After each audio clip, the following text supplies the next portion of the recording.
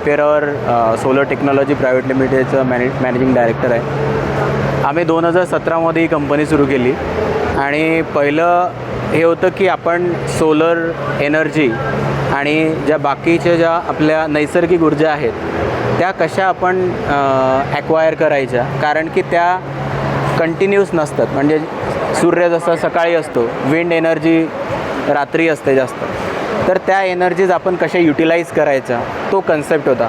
आणि आम्ही जेव्हा सुरू केलं होतं ते फक्त युनायटेड स्टेट्स ऑफ अमेरिकामध्ये होतं. आणि पहिल्यांदा आम्हाला जो प्रोजेक्ट आम्हाला मिळाला तो मेडाकडनं मिळाला, जे महाऊर्जाचं जे खातं आहे त्यांचा पहिला प्रोजेक्ट होता की आपले जे मेळघाटामधले गावं आहेत की जिथे इलेक्ट्रिसिटी आजपर्यंत पोचलीच नाही आहे, तर आम्ही पहिला कन्सेप्ट असा केला, तिथे पहिला लावला ऑल ओव्हर इंडियामध्ये आणि वर्ल्डमध्ये, की ज्या ठिकाणी इलेक्ट्रिसिटी नसते तिथे आपण सोलर प्लांट आणि हे लावून आणि बॅटरी लावून कसं त्या गावांना आपण इलेक्ट्रिफाय करू शकतो.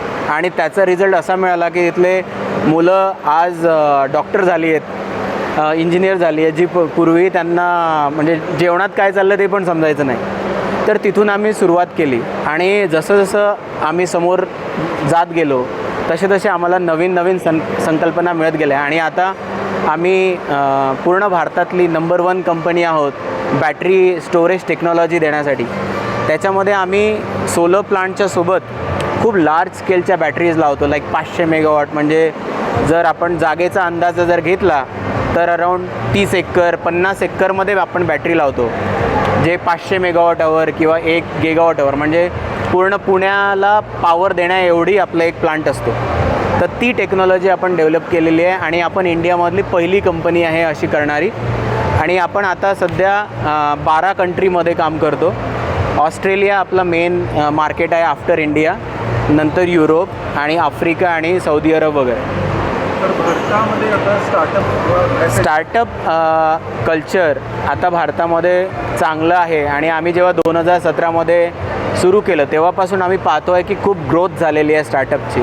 आणि माझं हेच म्हणणं आहे की ज्यांच्याजवळ पण काही आयडियाज असतील त्यांनी जर पुढे आलेत तर गव्हर्मेंटच्या भरपूर चांगल्या स्कीम्स आहेत आणि प्रायव्हेट पण इन्व्हेस्टमेंट चांगलं अवेलेबल आहे. जर चांगले आयडियाज असतील आणि तुम्ही काम करायला रेडी असाल तर तुम्ही नक्कीच एवढा चांगला व्यवसाय बनवू शकता.